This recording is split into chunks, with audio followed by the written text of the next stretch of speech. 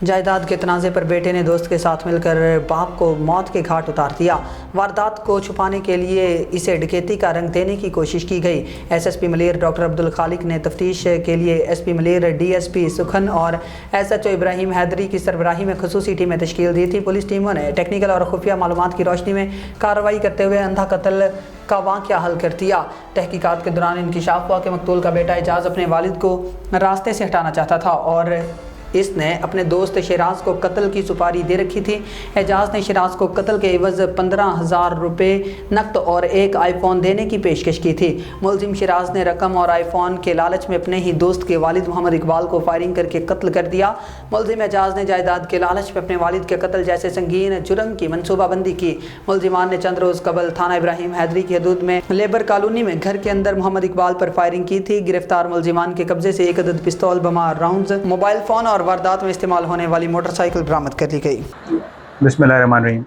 आज की इस प्रेस ब्रीफिंग का मकसद आपसे एक बहुत ही इंपॉर्टेंट और सेंसिटिव केस के हवाले से डिटेल्स शेयर करना है।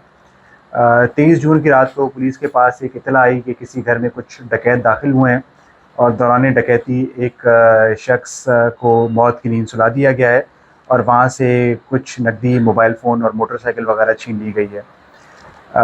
पुलिस को जैसे ही इत्तला मिली, ज़ाहिर है it was a very sensitive case, very important case. Senior अफसरान समेत जो पुलिस की नफरी है वो मौके पे पहुंची और मौके पे पहुंचने के बाद जो हालात और वाक़यात वहाँ पे देखे गए वो बहुत ही ज़्यादा सस्पिशियस थे। जब पुलिस की टीम ने मौके को अच्छे तरीके से देखा, जायज़ा लिया, तो वहाँ पे बहुत सारे शकूक व शुबात ने जन्म लिया।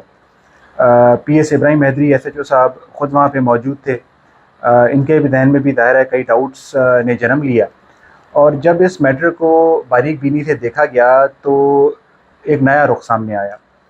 दरहकीकत ये जो मैटर था, it was not a case of robbery with murder. ये बेसिकली जो मकतूल हैं इकबाल साहब, इकबाल वल्द Abdul Gani, who is around 50 years of age, इनके अपने बेटों ने अपने दोस्त के साथ मिलके इनको कत्ल किया। घरेलू नाचाकी थी, आपस में अनबन थी, कुछ प्रॉपर्टी के मसले मसाइल थे। उसकी बिना पे इनका जो बड़ा बेटा है 20 साला एजाज़, उसने अपने दोस्त शिराज के साथ ये प्लान किया और इस सारी प्लानिंग में इनका छोटा भाई Jamshed, he was also a part of this. एक ड्रामा रचाया गया। इनका दोस्त आया, उसने इनके वालिद को पॉइंट ब्लैंक शूट किया, then he fled from the scene. जो इन्होंने इनिशियली बताया पुलिस को कि जी मोबाइल फ़ोन स्नैच किया गया है और मोटरसाइकिल स्नैच की गई है, वो भी इन्होंने अपने ही पास छुपाई हुई थी। ऐसे कुछ पैसों की खातिर, प्रॉपर्टी डिस्प्यूट्स की खातिर या ज़ाती झगड़े की खातिर सगे बेटे अपने बाप के खून के प्यासे हो जाते हैं। ये भी आपको बताता चलूँ कि जो शिराज कातिल है, who was actually the person who shot mister Iqbal, सिर्फ उनको एक आईफ़ोन की लालच दी गई थी कि जी आपको एक आईफ़ोन दिया जाएगा इस कत्ल के बदले और 15,000 रुपये दिए जाएंगे।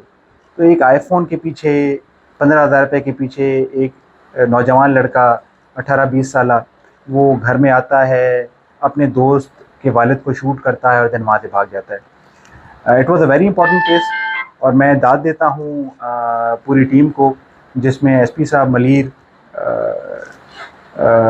अली हसन शेख साहब,